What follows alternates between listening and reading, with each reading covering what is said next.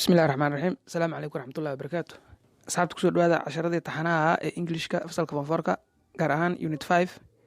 iyo casharkiisii labaad muuqaalka wuxuu ku saabsan yahay The Lion libaaxa with a thorn qodaxda ay kaga jirto in his bow agtiisa once waqtiyada ka mid ah there lived waxaa wada noolaa a hunter ugaarsade kaasoo wenta aadi jiray everyday maalin walbo hunting ugaarsi in the bush duurka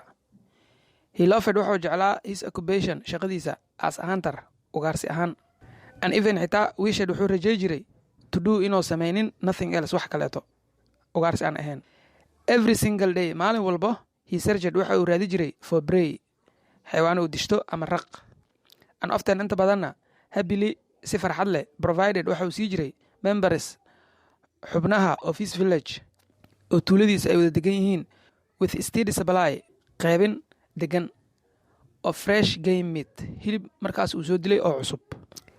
he knew waxa uu garanayay the bush duurkaas very well si fiican and over time waqti dheer and